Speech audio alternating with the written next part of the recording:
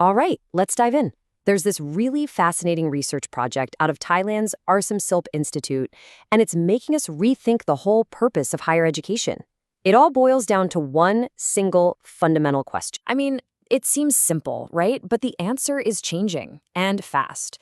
For centuries, we've had this one pretty fixed idea of what a university does. But think about the world we live in now. We're facing huge, complex challenges. Things like climate change, social inequality, you name it. So you have to ask, is that old model really enough anymore? And this really gets to the heart of it. On one hand, you've got the traditional model, right? The university as an ivory tower. It produces graduates, it creates knowledge, but it's all kind of walled off from the real world. But on the other hand, there's this urgent modern need for these same institutions to be hands-on partners actually helping to solve society's biggest, thorniest problems. And that gap between the two, well, it's created a major identity crisis for higher education. So that's what we're talking about here. This huge disconnect between what happens in the classroom and the real-world challenges waiting just outside the campus gates. And look, this is a global issue, for sure. But what's so cool about this research is that it actually points to a path forward. You know, the theorist Ronald Burnett put it perfectly. He said that universities could be other than they are. And just think about that for a second. It's such a powerful idea. It means they're not set in stone. They exist in what he calls a state of possibility. They have this incredible potential to evolve into something much more connected, much more relevant to the world around them. Okay, so if universities can change, what should they change into? Well, this research proposes a really powerful new mission: social engagement. We're talking about a vision that completely reimagines the university, not as that ivory tower, but as a living, breathing hub for real-world collaboration. And this is where we get the concept of the socially engaged university. It's a model where the university doesn't just, teach about problems from a distance. No, it gets its hands dirty. It actively works with communities to solve them. It becomes a partner, a real change agent.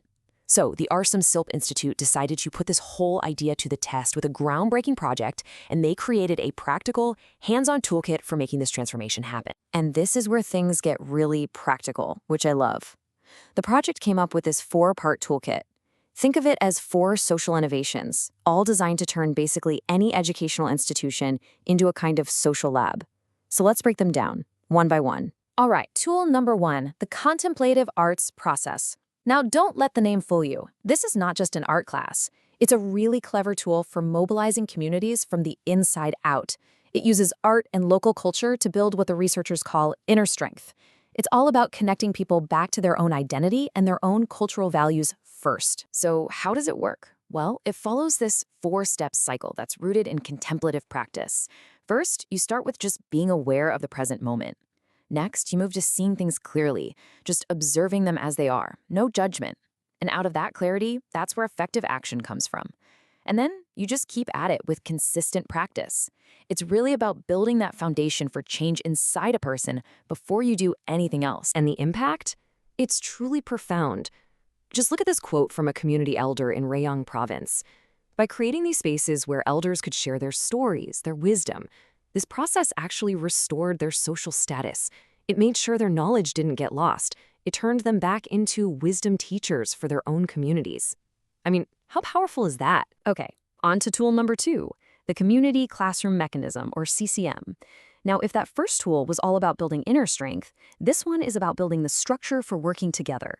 It creates these amazing learning spaces that are built around actual real-world challenges, and it brings everybody to the table. The CCM runs on this really cool 6-step learning cycle. First, you build dream teams, getting all the different stakeholders together. Then, as a team, you figure out the goal. You go out and observe the real challenges on the ground. Then you design hands-on, experiential ways to learn and tackle it. And the cycle finishes by sharing what you've learned and mapping out a plan for what's next. It's not a one-and-done thing. It's like a living, breathing, problem-solving engine. All right, next up, we have the Dynamo 6 framework. And let's be honest, real-world collaboration can get messy, right? Groups come together, they hit roadblocks, sometimes they even fall apart. This framework is a fantastic tool because it helps you track and understand that whole evolution. The key thing to get here is that group development is never a straight line. It's just not. Dynamo 6 maps out this natural, adaptive cycle. It kicks off with a mindset shift, then moves to people taking their own initiative, and then to collaboration. But, and this is so important, it actually plans for setbacks. It sees regression or conflict as a normal stage that a group has to go through before it can reorganize, get stronger, and eventually take on even bigger challenges. It's a totally realistic roadmap for growth. And the final tool in the toolkit brings everything into the digital age. It's called the Exxon platform. Think of this as the hybrid digital network that ties all the pieces together. It connects all the work, it scales up the learning, and it makes sure all this incredible knowledge that's being created doesn't just stay stuck in one village or one classroom. So this platform has 4 main jobs. First, it's a knowledge platform where everyone can collaborate and exchange ideas. Second, it's a management system for all the data. Third, it's got this awesome impact dashboard so you can see what's working in real time. And finally, and I love this part, it has a creative communication arm that uses tools like policy comics. Yeah, you heard that right, comics. They use them to translate really complex policy ideas so that literally anyone can understand them and get involved. So that's the 4-part toolkit. The big question, of course, is, did it actually work? Well, let's take a look at the impact when these tools were put to the test on some of Thailand's most pressing national challenges. Wow. Yeah, I think the numbers pretty much speak for themselves here.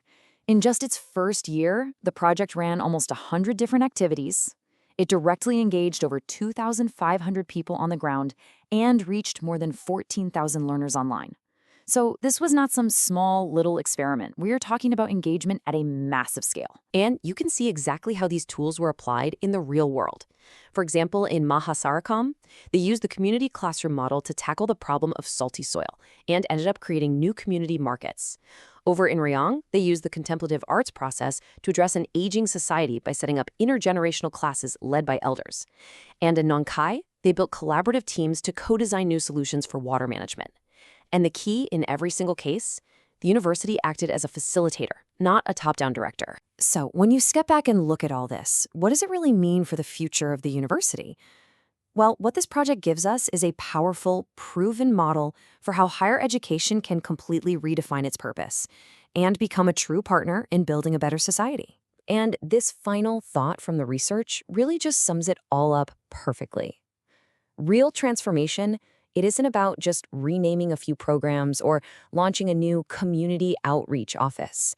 It's about a deep, fundamental shift in mindsets, in how things are done, and in the very role the institution sees for itself, which really just leaves us with one final question to think about. This model shows that it is absolutely possible for a university to be a powerful force for local change. So think about it. If the university in your town, in your city, could focus all its resources on solving just one community problem, what would you want it to be? Something to chew on. Thanks for joining us.